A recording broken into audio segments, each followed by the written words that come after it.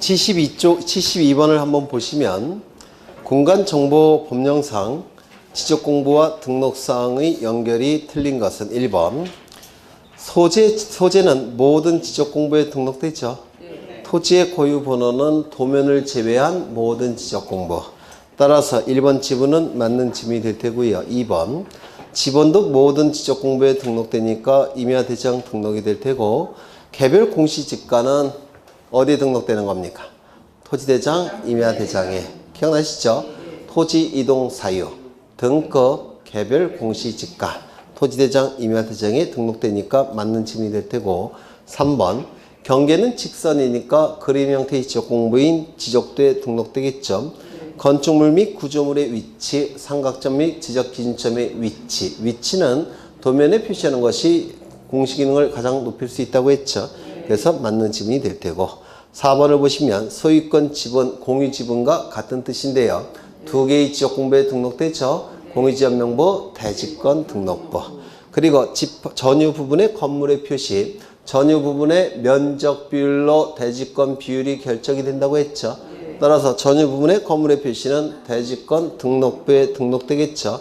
그래서 4번이 틀렸습니다. 전유 부분 건물의 표시는 대지권 등록부에 등록이 될 테니까 틀렸고 5번 대지권 비율은 대지권 등록부에 등록이 되죠. 대지권 등기가 이루어지면 대지권 비율이 결정이 될 텐데 이때 이 대지권 등기가 되면 건물과 토지가 건물 등기부를 통해서 공시된다고 했죠. 맞아요. 그러면 어느 건물 등기부인지 건물의 명칭을 기록해야 됩니다. 그래서 대지권 등록부에는 건물의 명칭, 자의 아파트 요게 기록이 돼야 돼요. 그래서 맞는 지분이고 정답은 4번 쉬운 문제죠. 그 다음에 넘겨보겠습니다.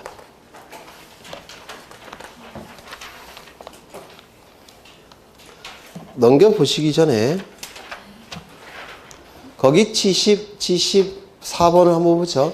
지상 경계점 등록부의 등록사항으로서 옳은 것을 모두 고르시오 라고 되어 있는데 그 밑에 핵심 정리에 맨 밑에 371쪽에 맨 밑에 지상 경계점 등록부의 등록사항 나와 있습니까? 먼저 소재 지번은 이름표 역할을 수행하니까 지상 경계점 등록부에 등록한다고 했죠. 그 다음에 이 지상 경계점 등록부니까 경계점과 관련된 정보들이 등록될 텐데 경계점과 관련된 정보 중에서 가장 정밀한 정보는 뭘까요? 좌표값이에요.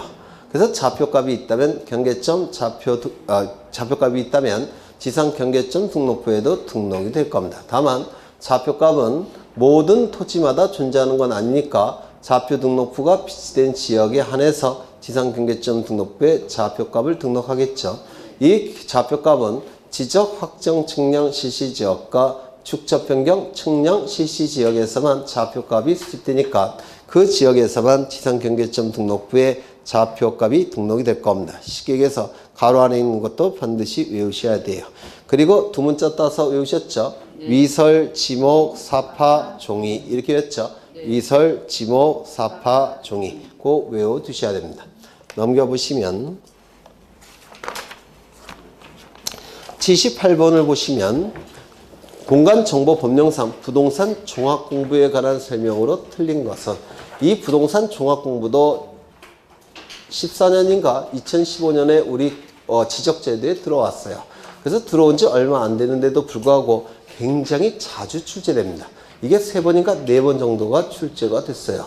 그러면 1번부터 보시면 부동산 종합공부를 열람하거나 부동산 종합공부 기록상의 전부 또는 일부에 관한 증명서를 발급받으려는 자는 지적서관청이나 읍면동의장에게 신청할 수 있다. 이 부동산 종합공부는 지적서관청이 관리를 합니다.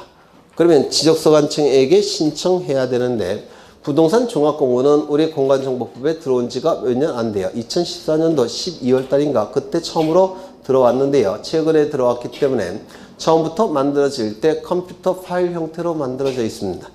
종이로 만들어진 적이 없어요. 컴퓨터 파일 형태로 만들어져 있고 그리고 읍면동과 전산망이 다 연결되어 있고 국민의 편의를 위해서 읍면동장에게도 신청할 수 있도록 만든 겁니다. 그래서 지적소관청 또는 읍면동장에게도 신청할 수 있다는 거 기억해달라고 부탁드린 적이 있어요. 책을 보시면 밑줄 쳐져 있을 겁니다. 2번 지적소관청은 부동산 종합공부의 등록상 정정을 위하여 등록상 상호 간에 일치하지 아니하는 사항, 즉 불일치 사항을 확인 및 관리해야 된다. 맞겠죠? 3번 토지 소유자는 부동산 종합공부의 토지 표시에 관한 사항 가루가 어디서 끝나? 사항의 등록상 잘못이 있음을 발견하면 지적소관청이나 읍면동장에게 정정을 신청할 수 있다. 이 종합공부도 오류가 있을 수가 있겠죠. 이 종합공부의 오류사항은 우리 공간정보법에서 지적공부의 등록상 정정에 관한 규정이 준용이 됩니다. 따라서 원칙은 소유자가 신청을 통해서 지적소관청에 신청을 통해서 정정할 수 있음이 원칙이지만 예외적으로 지적소관청이 직권으로 정정할 수도 있습니다. 그럼 여기서 틀린 부분은 누구에게 신청해야 됩니까? 지적소관청에게 신청하는 겁니다. 읍면동장에게는 신청하지 못해요. 읍면동장에게 신청할 수 있는 것은 열람이나 증명서 발급만 읍면동장에게 신청하는 겁니다. 국민의 편의를 위해서. 그 다음에 4번을 보시면 토지 이용 및 규제에 관한 사항은 부동산 종합공부의 등록사항이다. 이거 꼭 외워두셔야 된다고 했죠. 부동산 종합공부의 등록사항 5가지 꼭 외우십니다. 첫 번째, 지적공부의 등록사항인 토지 표시와 소유자, 건축물 대장의 등록사항인 건축물의 표시와 소유자, 토지이용 계획 확인서의 등록사항인 토지이용 및 규제에 관한 사항, 그 다음에 부동산 가격에 관한 사항, 하나 더 있죠. 부동산 권리에 관한 사항. 요 5가지가 부동산 종합공부의 등록사항이라고 했죠. 꼭 외워두셔야 되고요.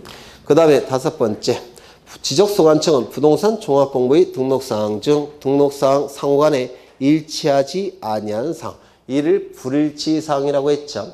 이 불일치사항은 종합공부에서만 정정해봤자 의미가 없다고 했죠. 따라서 관리하는 기관의 장에게 먼저 정정을 요청해서 그쪽에서 먼저 고친 다음에 종합공부를 고칠 수 있다고 했죠. 그래서 요청할 수 있다. 맞는 지문이라고 했고 이거 자주 출제가 되니까 기억해달라고 부탁을 드렸죠. 넘기겠습니다.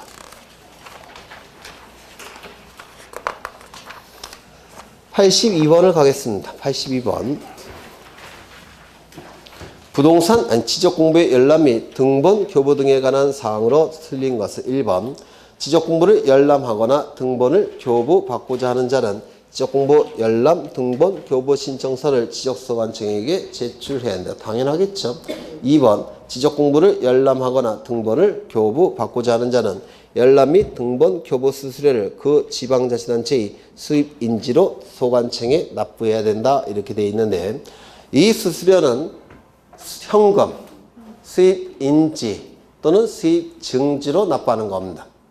그런데 수입인지는 국세의 개념이니까 이때 국토교통부 장관에게 납부할 때는 수입인지 형태로 납부하는 것이고요.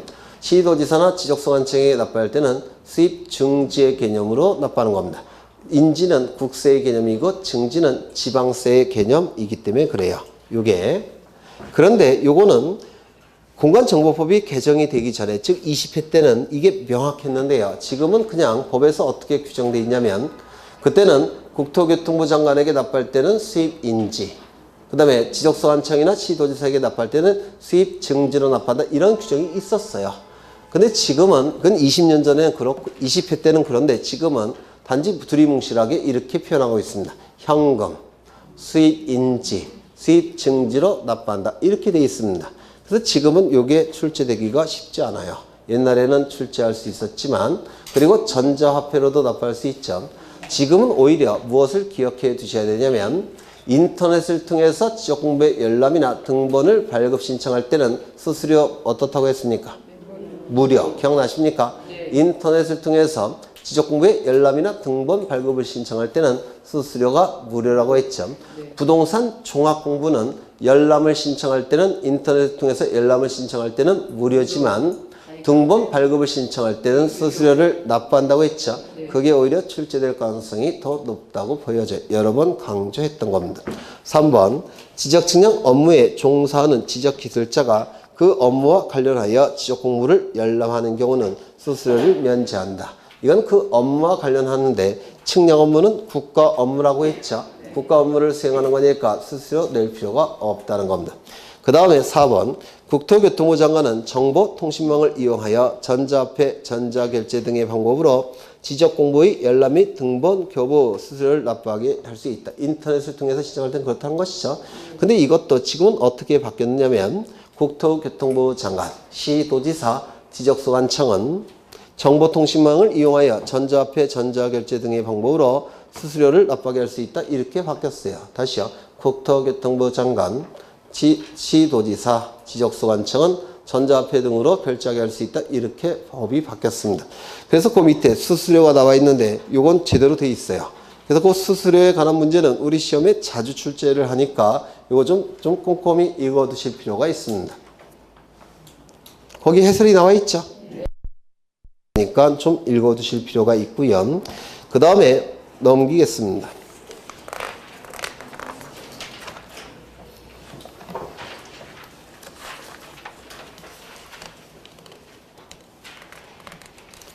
(83번을) 한번 보실까요? 83번. 공간정보의 구축 및 관리 등에 관한 법상 지적공부의 복구자료가 아닌 것은 쉽죠? 몇 번입니까? 계획이란 단어가 들어가면 복구자료도 될 수 없고 정정자료도 될 수 없고 아무 자료가 될 수 없다고 했죠. 왜? 미확정 자료니까. 기억나십니까? 계획이란 단어가 들어가면 복구자료도 될 수 없고 정정자료도 될 수가 없다라고 했습니다. 그래서 정답은 1번이 되겠죠. 그 다음에 84번도 마찬가지겠죠. 계획이란 단어가 들어가면 복구자료가 될 수가 없습니다. 그 다음에 어디를 보시냐면 88번을 보겠습니다.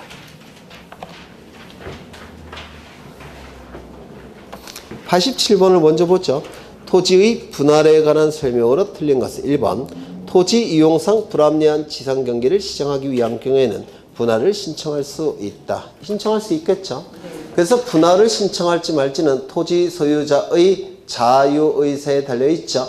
다만 예외적으로 일정한 경우에는 토지 소유자는 60일 이내에 분할을 신청할 의무가 있다고 했죠. 그러면 분할을 신청할 의무가 있는 경우는 그림을 떠올리셔야 돼요. 한 필지 일부가 형질, 변경 등으로 용도가 달라진 경우 용도가 달라진 날로부터 60일 이내에 분할을 신청해야만 된다고 했습니다. 기억나십니까? 합병도 마찬가지죠. 합병을 신청할지 말지는 소유자의 자유의사에 달려있죠. 다만 일정한 경우에는 토지 소유자는 60일 이내에 합병을 신청할 의무가 있죠. 합병 신청 의무가 있는 경우는 어느 경우입니까? 철제, 전구, 유수, 학도, 부채, 공장 12개 지목이 되는 경우. 기억나셔요? 그렇죠. 그러면 1번 같은 경우는 당연히 분할을 신청할 수 있죠. 자유의사에 달려있으니까 2번 지적공부에 등록된 한 필지 일부가 관련 법령에 의한 형질, 변경 등으로 용도가 다르게 된 때는 일필일목의 원칙은 반드시 지켜져야 되니까 지적소관청에게 분할을 신청하여야 하겠죠. 이건 의무가 있는 경우예요. 3번 토지를 분할하는 경우 주거사무실 등의 건축물이 있는 필지에 대해서는 분할 전 지번을 우선하여 부여하여야 한다. 맞습니까? 네. 기억나셔요? 네. 네. 분할의 경우 지번 부여 방법은 원칙은 한 필지는 분할 전 지번을 부여하고 나머지는 본번에 최종 부번에 다음 순번으로 뭘 부여합니까? 부번을 부여하죠. 네. 맞아요. 네. 다만 건축물이 있는 경우에는 건축물이 있는 토지에 분할 전 지번을 부여하고 나머지는 본번에 최종 부번에 다음 순번으로 부번을 부여했습니다. 그림 안 그려도 될까요? 네. 되셨죠? 네. 그러면 이제 요 지문은 맞는 지문이 될 테고 공공사업으로 도로를 개설하기 위하여 토지를 분할하는 경우에는 지상 건축물이 걸리게끔 지상 경계를 결정해서는 아니 된다. 아니죠. 원칙은 지상 경계를 걸리게끔 경계를 결정할 수 없지만 네 가지 경우에는 지상 건축물을 걸리게끔 경계를 결정할 수 있죠. 네 가지 뭐가 있죠? 첫 번째 법원의 확정 판결, 두 번째 공공사업, 세 번째 도시개발사업, 네 번째 도시군 관리계획성. 공공사업이라는 단어가 나오면 무조건 뒤따르는 지목 8개가 있죠. 철제, 전구, 유수, 학도. 마지막 도가 뭘까요? 도로. 그러면 이 지문 맞습니까? 틀렸죠? 아니 된다 그랬으니까 틀렸을 겁니다. 5번 토지 매매를 위하여 필요한 경우 분할을 신청할 수 있다. 소유자의 자유의사니까 당연히 분할 신청할 수 있겠죠. 정답은 4번 88번 등록 전환에 관한 설명으로 틀린 것은 1번 토지 소유자는 등록 전환할 토지가 있다면 사유가 발생한 날로부터 60일 이내에 지적소관청에게 등록을 신청해야 된다. 60일 이내에 신청하지 않게 되면 지적소관청은 직권으로 등록 전환을 하게 될 겁니다. 60일 이내에 신청하지 아니할 때 과태료 부과될까요? 안 될까요? 예전에는 과태료를 부과하는 규정이 있었는데 삭제가 됐어요. 그래서 지금은 과태료가 부과되지 않습니다.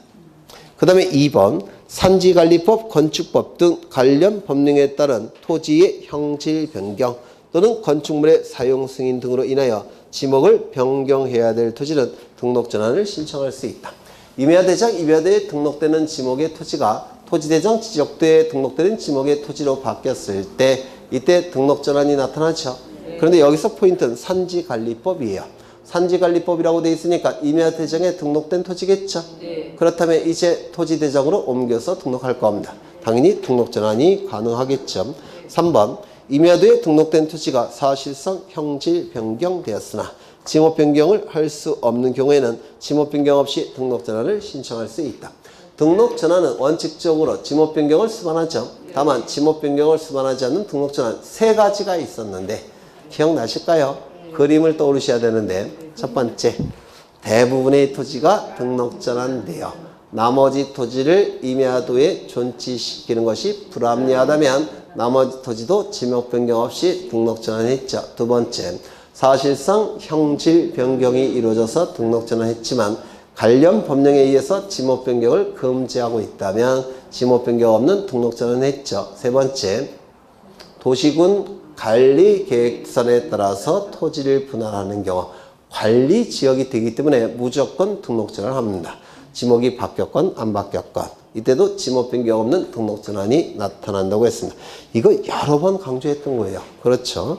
그래서 맞는 짐이 될 테고 4번 등록 전환에 따른 면적을 정할 때 임야대장의 면적과 등록 전환될 면적의 차이가 오차 허용 범위 이내인 경우 임야대장의 면적을 등록 전환 면적으로 결정합니까? 아니죠. 등록 전환될 면적을 등록 전환 면적으로 결정하죠. 여러 번 강조한 겁니다. 5번 지적소관청은 등록 전환에 따라 지적 공부를 정리한 경우 지체 없이 관할 등기관서에 토지 표시 변경에 관한 등기를 촉탁해야 된다. 등록 전환은 소축척의 임야도에서 대축척의 지적도로 바뀌고 있기 때문에 면적관계 좌표가 훨씬 정밀하게 등록이 됩니다.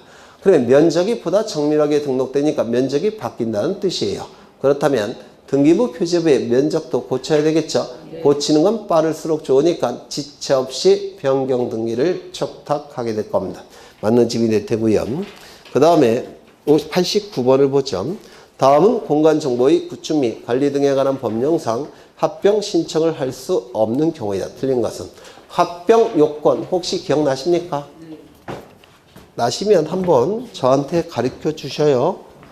첫 번째 네, 한 필지 성립 요건을 구비해야 되죠. 한 필지 성립 요건은 뭐였죠?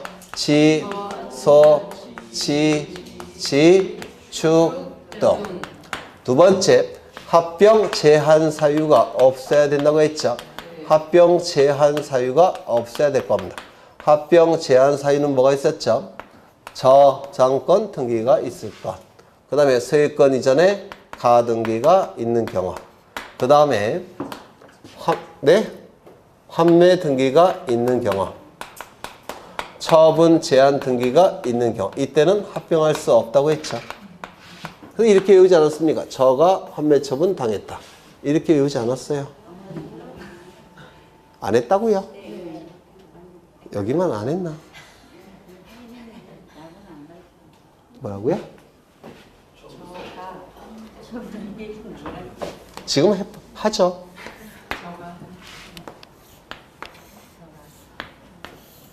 여기는 100번지 토지고 여기는 101번지 토지입니다. 두 필지가 존재하는데요. 여기는 갑소유 토지고 여기도 갑소유 토지입니다. 갑은 이 두 필지 토지를 합병할 수 있을까요? 없을까요? 있죠. 소유자가 동일하니까 합병할 수 있겠죠. 이때 갑은 101번지 토지에 대해서 을에게 지상권 등기를 해줍니다. 그러면 이때 갑은 소유자는 둘 다 갑이겠죠.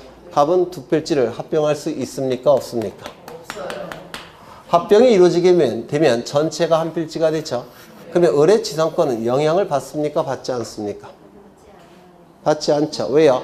용의물권, 용의채권은 부동산 일부에도 존재할 수 있죠. 네. 그렇다면 합병이 이루어진다고 하더라도 이 부분은 여전히 을의 지상권이 존재합니다.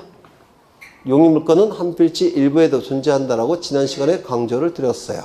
그러면 갑이 을에게 지역권 등기를 해준다면 이 지역권 등기는 승역지 지역권 등기를 얘기합니다. 승역지는 부동산 일부에도 상관이 없다고 했죠. 그럼 합병을 하게 되면 을의 지역권은 영향을 받습니까? 안 받습니까? 안 받는다고 했죠. 세 번째, 전세권 등기를 해준 상태입니다. 그러면 이 부분에 대해서 을이 전세권을 가진 상태인데 합병이 이루어지게 되면 요 을의 전세권은 영향을 받습니까? 합병이 되기 전에는 101번지 토지 전체에 대한 전세권자이지만 합병이 이루어지면 이 전체가 한 필지가 되죠. 그러면 을의 전세권은 이 부분에 대해서 여전히 존재할 수 있죠. 왜? 부동산 일부에 존재할 수 있는 등기니까. 기억나셔요? 따라서 이러한 전세권 등기가 되어 있을 때도 합병이 허용이 됩니다. 그러면 갑이 을에게 임차권 등기를 해줬다는 겁니다. 101번지 토지에 대해서 이때 을의 임차권은 영향이 있습니까? 없습니까? 없어요. 여전히 이 부분에 대해서는 을의 임차권은 존재합니다. 되셨을까요? 네. 그렇죠. 그러면 이때 갑은 을에게 저당권 등기를 해줬다는 겁니다. 이 저당권 등기가 이루어졌을 때 합병이 이루어질 수 있느냐? 이 저당권은 부동산 일부에 존재할 수 있습니까? 없습니까? 없다라고 했죠. 그런데 이 두 필지 토지를 합병을 하게 되면 을의 저당권은 합병 전에는 한 필지 토지 전부에 대한 저당권이지만 합병이 이루어지게 되면 한 필지 토지 일부의 저당권이 존재하는 결과가 발생하죠. 그런데 저당권은 한 필지 일부에 대해서 존재할 수 없으니까 을의 저당권은 소멸합니다. 그러면 갑의 합병에 의해서 을의 저당권이 소멸된다면 갑의 합병을 허용할 수 있겠습니까? 없을 겁니다. 이때는 합병할 수 없다라고 했습니다. 갑이 을에게 소유권 이전에 가등기를 해준 상태입니다. 여기에 대해서. 그러면 처음에 소유권 이전에 가등기 해줄 때는 101번지 토지 전부에 대해서 가등기를 해줬죠. 그런데 합병을 하게 되면 이 전체가 한 필지가 되니까 이 을의 가등기 권리는 한 필지 일부에 존재하는 결과가 될 텐데 이 소유권 이전의 가등기는 한 필지 일부에 존재할 수 있을까요? 없을까요? 없다고 했습니다. 따라서 합병이 이루어지면 을의 가등기 권리는 소멸하기 때문에 을의 가등기 권리를 위해서 갑은 합병할 수가 없습니다. 그 다음에 환매 등기가 이루어졌다면 합병할 수 있겠습니까? 환매권자는 환매권을 행사하면 소유권 이전 등기를 해야 돼요. 그런데 이 101번지 토지에 대해서 환매권을 가진 상태인데 합병을 하게 되면 전체에 대해서 전체의 일부에 대해서 환매권이 존재해버리죠. 그러면 환매권을 행사해서 소유권 이전 등기 할 수 있습니까? 부동산 일부에는 소유권 이전 등기 안 된다고 했죠. 따라서 한 필지 일부의 합병 대상 토지 일부에 대해서 환매 등기가 되어 있을 때는 합병이 허용되지 않습니다. 환매 등기도 한 필지 일부에 존재할 수가 없기 때문에 그래요. 그 다음에 처분 제한 등기가 있다고 한다면 합병할 수 있을까요? 이것도 합병할 수 없다라고 했습니다. 이거를 뭐라고 부르냐면 합병이라고 불렀어요. 이거 안 했나요? 했죠? 그래서 이렇게 외워달라고 부탁을 드렸는데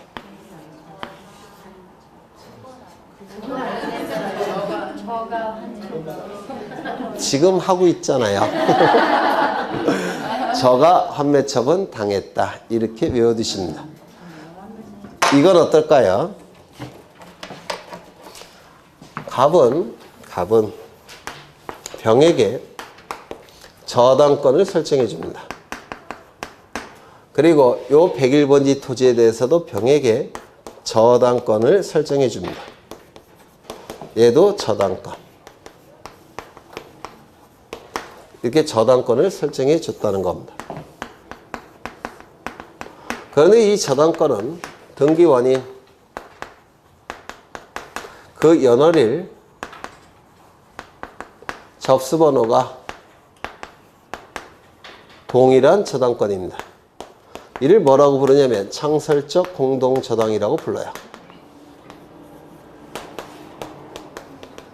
여기서 등기 원인이 동일한 저당권을 공동 저당이라고 부르고요. 연월일과 접수 번호가 동일한 저당권을 창설적이라고 불러요. 그러면 이때는 합병할 수 있을까요? 없을까요? 있다고 했죠. 왜냐하면 전체에 대한 저당권으로 간주해버리면 되죠. 따라서 이러한 등기원인 연월일 접수번호가 동일한 저당권이 설정이 됐을 때는 합병이 가능하다고 했어요. 이것도 다 했던 거예요. 그렇죠. 네. 그러면 지문을 보시면 하나 더 있죠. 하나가 아니라 세 번째, 합병 제한 사유가 없을 것. 그 다음에 소유자의 주소가 어때야 됩니까? 동일해야 된다고 했죠. 네 번째, 소유권이 공유 지분으로 존재할 때는 공유 지분도 어떻게 해야 된다고 했습니까? 동일해야 된다고 했죠. 그 다음에 다섯 번째, 일정한 사업 시행 지역 안의 지역과 바깥의 지역은 축척이 필연적으로 달라지니까 합병할 수 없다라고 했죠. 이렇게 합병 요건 5가지를 설명드린 적이 있어요. 그럼 1번부터 보시면 합병하려는 토지의 지번부여 지역, 지목 또는 소유자가 서로 다르다면 한 필지 성립 요건을 구비하지 못했기 때문에 합병할 수 있습니까? 없습니까? 없을 겁니다. 합병하려는 각 필지의 집안이 연속되지 아니한 경우 한 필지의 성립 요건을 구비하지 못했죠. 합병할 수 있습니까? 없을 겁니다. 3번 합병하려는 토지의 소유자별 공유 지분이 같은 경우 합병할 수 있습니까? 있겠죠. 4번 합병하려는 토지의 지적도 및 임야도의 축척이 서로 다르다면 한 필지의 성립 요건을 구비하지 못하죠. 합병할 수 없을 겁니다. 5번 합병하려는 토지가 등기된 토지와 등기되지 아니한 토지인 경우 이때도 합병할 수 없다고 했죠. 한 필지 성립 요건을 구비하지 못하니까. 그래서 이 5가지 외우시는데요. 이거 외우시기 싫으면 그 밑에 있는 그 해설을 외우시면 돼요. 8가지. 네. 정답은 3번이 되겠죠. 92번을 가겠습니다. 공간정보의 구축립 관리에 관한 법령상 축적 변경에 관한 설명으로 틀린 것은 나와 있는데 1번 지적소관청은 하나의 지번부여 지역에 서로 다른 축척의 지적도가 있는 경우에는 소유자의 신청 또는 지적소관청의 직권으로 일정한 지역을 정하여 그 지역의 축척을 변경할 수 있다. 이 축적 변경 제도는 첫 번째 도면의 정밀도를 높이기 위하여, 두 번째 도면의 통일성을 도모하기 위해서 소축척의 지적도를 대축척의 지적도로 바꿔서 등록하는 것을 축척 변경이라고 했는데 기억나십니까?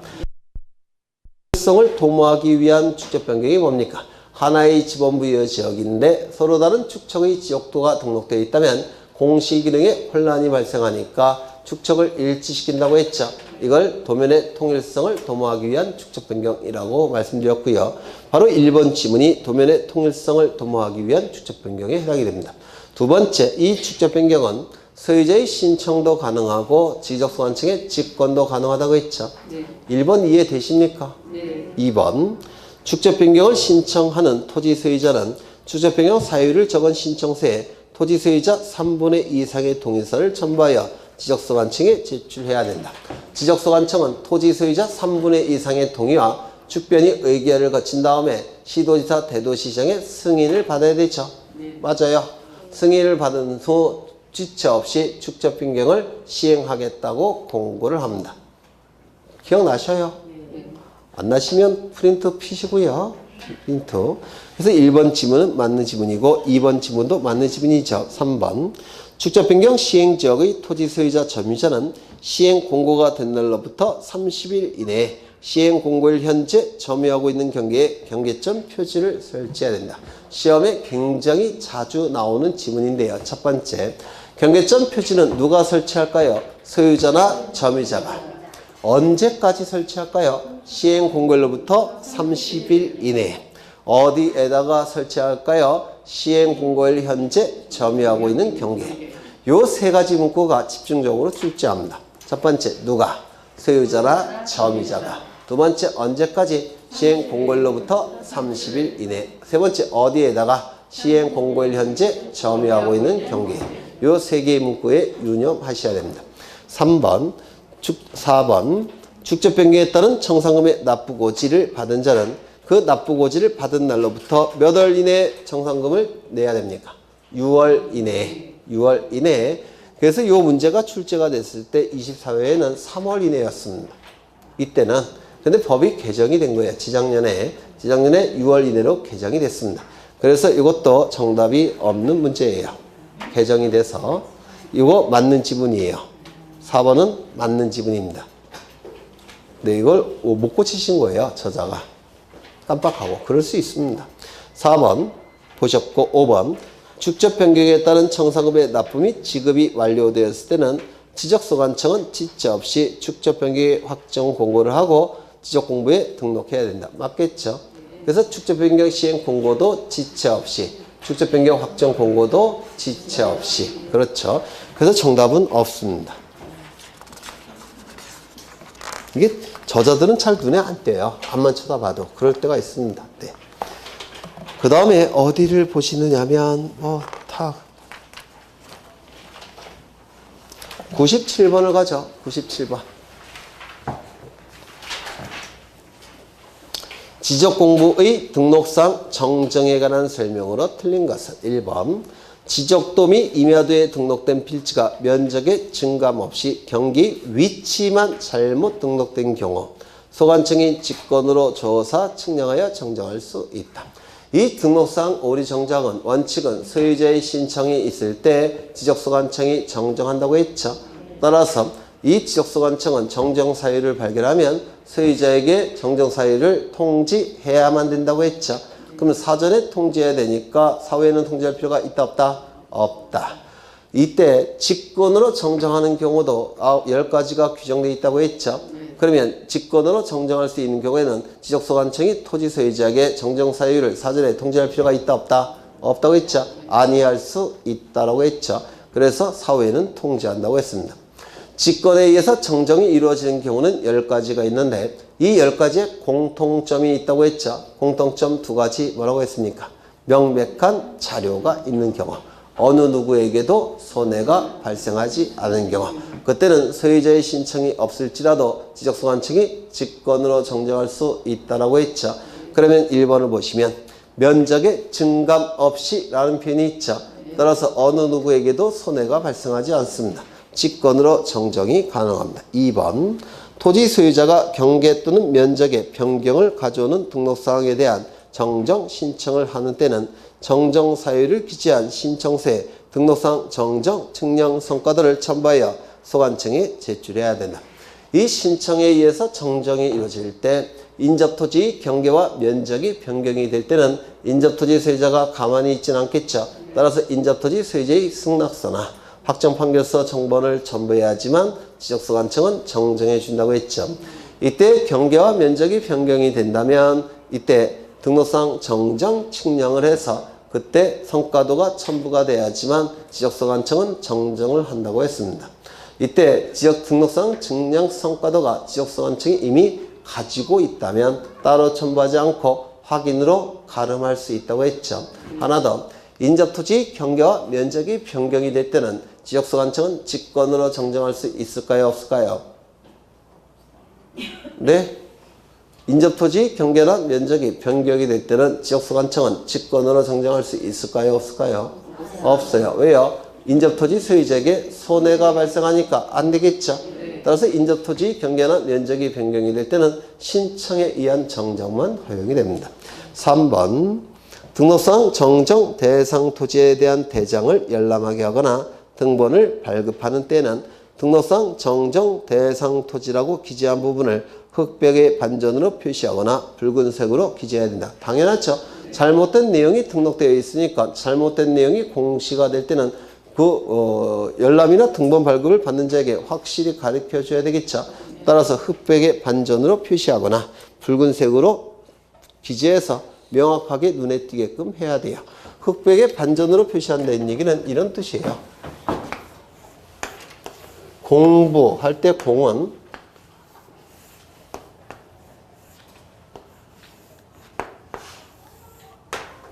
이게 공짜죠?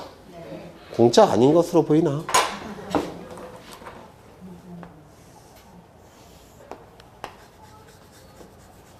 반은 검은색으로, 반은 하얀색으로. 반은 검은색으로, 반은 하얀색으로. 이게 흑백의 반전으로 표시하는 겁니다. 이게 더 눈에 잘 띄어요, 안 띄어요? 잘 띄어요. 제가 잘 그렸나 봐요. 흑백의 반전으로 표시해서 눈에 확 띄게끔 해야 되겠다는 겁니다. 잘못된 내용이 공시돼서는 안 되니까. 그렇죠. 그 다음에 4번. 등기된 토지의 지적공부의 등록상 정정 내용이 토지 표시에 관한 사항일 경우 등기 관련 자료 가지고 정정합니까? 아니죠. 토지의 표시는 등기 관련 자료가 기준이 되는 건 아니죠. 그러면 무엇이 등기 관련 자료가 기준이 되는 겁니까? 소유자 부분. 맞아요. 그렇죠. 그래서 틀렸습니다. 등록상 정정 신청 사항이 미등기 토지의 소유자 성명에 관한 사항으로서 명백히 잘못 기재된 경우에는 가족관계 기록상에 관한 증명서에 의하여 정정할 수 있다. 소유자 부분을 정정할 때는 둘로 나누죠. 등기부가 있는 경우, 등기부가 없는 경우. 등기부가 있을 때는 신청, 직권 둘 다 가능하고 등기 관련 자료 가지고 정정한다고 했죠. 등기부가 없을 때는 신청에 의한 정정만 허용되고 직권에 의한 정정은 허용되지 않는다고 했습니다. 신청에 의한 정정도 가족관계 기록상 증명서가 첨부가 돼야 되겠죠. 이때 이름, 주민번호, 주소에 명백한 오류가 있는 경우에 한해서 가족관계 기록상 증명서가 첨부가 될 때 정정이 이루어지게 될 겁니다. 그래서 맞는 지문이고 정답은 4번. 이거 맨날 제가 떠들었던 내용이 문장 형태로 지금 출제가 되고 있는데 제가 떠들 때는 이해가 되신다고 했는데 이거 문제 푸실 수 있겠습니까? 쭉 풀려요. 잘 안 풀리죠? 그건 이유가 뻔해요. 책을 안 읽으셔서 그래요. 그래서 동영상만 듣고서 득점할 수 있는 점수의 한계는 50점이에요. 그래서 이 동영상은 꼭 마약과 같아요. 저도 그 경험이 있습니다. 저 때는 동영상이 아니라 테이프였는데 제가 공부할 때 10년 전에는 동영상이 없었어요. 그때는 테이프로 이제 공부를 하는데 책을 읽기 힘드니까 자꾸 테이프 또는 동영상으로만 들으셔요. 그리고 본인은 공부를 열심히 한다고 생각하십니다.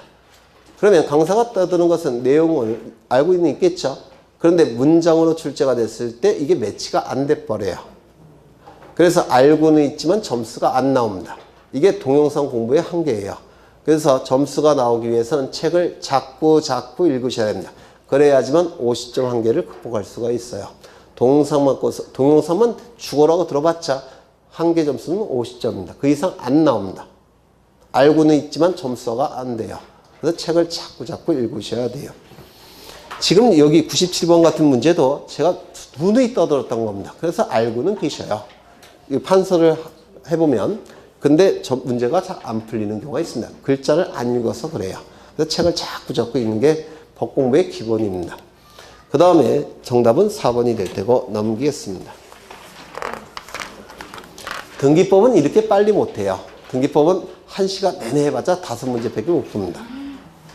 등기법은 만만한 법이 아니에요. 등기법은 저도 거의 모든 법을 다 공부해봤는데, 네, 여러분 공법 같은 경우는 신림동 같은 데서는 일주일만 공부해도 다 맞아요.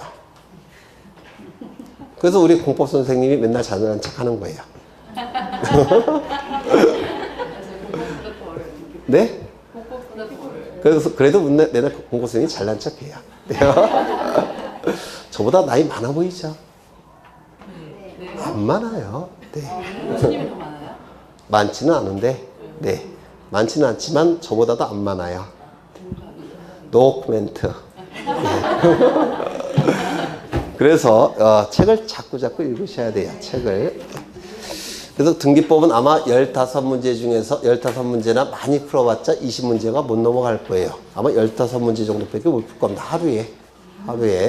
네, 그 정도 이해하시면 될 거예요. 한 문제를 푸는데도 30분이 걸릴 수도 있어요. 등기법은 워낙 난이도가 높은 법이니까. 그럼 이제 99번을 한번 보겠습니다. 99번.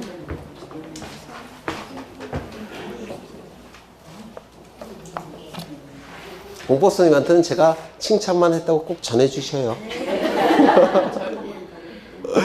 네. 공법 선생님 그 사모님이 얼마나 미인인지 아십니까? 전 놀랬어요. 미스 코리아급이에요. 꼭 전해주셔요. 안 보신 것 같은데. 받습니다. 네. 네. 99번을 보시면 공보수 선생님 사모님이 단학원 원장님이셔요. 옛날에 원장님이셨어요. 그래서 뵌 적이 있어요. 99번을 보시면 공간정보의 구축 및 관리 등에 관한 법률상 지적소관청은 지적공부의 등록사항에 잘못이 있음을 발견하면 직권으로 정정할 수 있다. 직권으로 조사 측량하여 정정할 수 있는 경우가 아닌 것은, 직권으로 정정하는 경우의 공통점은 두 가지라고 했죠. 명백한 자료가 있는 경우, 어느 누구에게도 손해가 발생하지 않는 경우. 1번을 보시면 지적공부의 등록상이 잘못 입력됐다는 가치평가를 받고 있습니다. 잘못 입력됐다는 가치평가를 받기 위해서는 명백한 근거가 있겠죠. 그 명백한 근거가 자료가 돼요. 그래서 이건 직권정정이 가능합니다. 2번, 지적진영 성과와 다르게 정리가 된 경우. 그러면 지적진영 성과라는 명백한 자료가 있죠. 따라서 직권으로 정정이 가능합니다. 3번, 토지이용 계획 확인서의 내용과 다르게 정리가 된 경우. 그러면 이 토지이용 계획서는 명백한 자료가 될까요? 안 돼요. 계획이라는 문구가 들어가면 이건 미확정 자료입니다. 명백한 자료가 될 수가 없습니다. 계획이라는 문구가 들어가면 계획대로 됐으면 여러분 모의고사 점수는 90점 넘어야 되죠? 네. 올해 1월달 계획으로 삼자면. 네. 그래서 3번이 정답이 될 테고, 4번 지적공부의 작성 또는 제작성 다시 잘못 정리가 된 경우. 잘못 정리가 됐다는 가치 판단을 하기 위해서는 명백한 자료가 있을 겁니다. 그 자료가 명백한 자료가 되니까 직권으로 정정하겠죠. 지적도 임야도에 등록된 필지가 면적의 증감 없이, 면적의 증감 없이, 이게 키포인트입니다. 면적의 증감이 없으니까 어느 누구에게도 손해가 발생하지 않겠죠. 직권으로 정정할 수 있을 겁니다. 그래서 그 밑에 직권 정정 사유 9가지가 나와 있는데 여기 하나가 추가되죠. 임야대장에 등록된 면적과 등록 전환될 면적의 차가 오차 허용 범위 초과할 때는 임야대장에 등록된 면적을 직권으로 정정하고 등록 전환될 면적을 등록 전환 면적으로 결정한다고 했죠. 그것까지 합해서 총 10가지인데 공통점이 뭐라고요? 명백한 자료가 있는 경우, 어느 누구에게도 손해가 발생하지 않는 경우. 그래서 읽어보시면 거기에 해당되는 부분을 이해를 하셔야 됩니다. 101번을 보시면 공간정보의 구축 및 관리 등에 관한 법령상 도시개발사업 등 시행지역의 토지이동 신청 특례에 관한 설명으로 틀린 것은 1번, 농어촌 정비법에 따른 농어촌 정비사업의 시행자는 그 사업의 착수, 변경 및 완료 사실을 시도지사에게 신고해야 된다. 도시개발사업 같은 토지개발 사업이 이루어지면 토지들이 바둑판 모양으로 바뀌기 때문에 대규모의 토지 이동이 나타납니다. 따라서 그 사업 시행자는 지적소관청에게 조만간 대규모의 토지 이동을 신청할 테니까 미리 대비하라고 알려줘야 됩니다. 이를 신고한다라고 불러요. 그래서 착수사실, 변경사실, 완료사실을 지적소관청에게 신고를 해야 됩니다. 언제까지? 15일 이내에. 그렇죠. 그래서 1번 지문은 시도지사가 잘못된 것이죠. 네, 2번. 도시개발 사업 등이 착수, 변경 신고가 된 토지 소유자가 해당 토지 이동을 원하는 경우에는 토지 소유자는 토지 이동 신청권이 박탈된 상태죠. 따라서 토지 이동을 원할 때는 직접 신청할 수는 없고 사업 시행자에게 요청할 뿐이죠. 요청. 그래서 맞는 짐이 될 테고. 3번. 도시개발 사업 등의 사업 시행자가 토지 이동을 신청할 경우 토지 이동은 토지의 형질 변경 등의 공사가 준공된 시점으로 소급한다고 했죠. 그래서 소급표가 인정이 되니까 꼭 기억해 달라고 했고요. 8번째, 주택법에 따른 주택건설사업의 시행자가 파산 선고를 받게 되면 모든 업무활동이 정지가 돼요. 그래서 토지 이동을 직접 신청할 수는 없습니다. 이때는 시공을 보증한 자, 입주 예정자가 신청할 수밖에 없다라고 했죠. 다 교재에 밑줄쳐져 있는 부분이에요. 정답은 1번.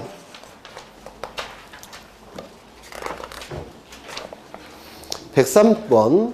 공간정보의 구축 및 관리 등에 관한 법령상 토지 소유자의 정리 등에 관한 설명으로 틀린 것은 1번. 지적소관청은 등기부에 적혀있는 토지의 표시가 지적공부와 일치하지 아니하면 소유자를 정리할 수 없다. 이게 뭡니까? 혹시 불부합 통지 기억나십니까? 그렇죠. 소유자에 관한 등기가 이루어졌을 때 등기소는 지적소관청에게 소유자를 정리하라고 통지한다고 했죠. 그럼 통지를 받은 지적소관청이 소유자 부분을 정리하고자 할 때 지적공부의 토지의 표시와 등기부의 토지의 표시가 일치하지 아니하면 소유자를 정리하지 못하고 등기소에 토지의 표시가 부합하지 않는다라고 통지한다고 했죠. 이를 불부합 통지라고 얘기를 했습니다. 불부합 통지를 받은 등기소는 소유권의 등기 명의인이 토지의 표시 변경 등기를 신청할 때까지 기다린다고 했죠. 몇 개월을? 1개월을. 1월을 기다린 다음에 1월 이내에 토지의 표시 변경 등기를 신청하지 않게 되면 등기소는 직권으로 변경 등기한다고 했죠. 직권으로 변경 등기한 다음에 지적소관청에 다시 통지합니다. 그러면 토지의 표시가 일치가 됐으니까 이제 소유자를 정리할 수 있다 없다? 있다. 혹시 기억나셔요? 네. 날 듯 말 듯은 하시죠? 그러면 돼요. 네, 나중에 설명을 다시 상세하게 할 겁니다. 그러면 1번 지문은 맞습니까? 맞는 지문이 될 겁니다. 2번 국유재산법에 따른 총괄청이나 같은 법에 따른 관리청이 소유자 없는 부동산에 대한 소유자 등록을 신청하는 경우 지적소관청은 지적공부에 해당 토지 소유자가 등록되지 아니한 경우에만 등록할 수 있다. 이거 기억나셔요? 소유자 정리할 때 했는데 나셔요 안 나셔요? 안 나시나 봐요. 안 나시는 분 손 들어보셔요. 네. 시간이 없으니까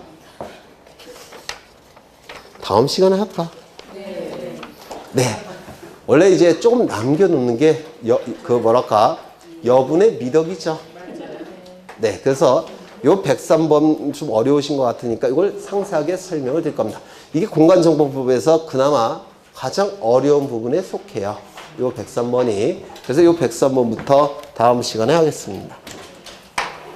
상세하게 설명을 하겠습니다. 거듭 말씀드리지만 요 기출문제집을 공시법 같은 경우는 3번 정도만 푸시면 공간정보법 같은 경우는 10개 이상 충분히 나옵니다. 요게. 그래서 보통 중개업법이 가장 쉽다고 얘기하지만 중개업법보다 더 고득점이 나오는 게 공간정보법이에요. 합격하시는 분들의 보통 평균 점수는 다 10개가 넘습니다. 12개 중에서. 공간정보법은. 그래서 모의고사도 이거 3번 정도만 풀어보시면 아마도 앞으로 10월 달까지 모의고사 10개 이상 나올 겁니다. 요게. 네. 그래서 그렇게 보시고요. 집에 가서 딴일 하지 마시고 이거 꼭 풀어보셔요. 네. 고생하셨고 다음 주에 뵙겠습니다. 수고하셨습니다.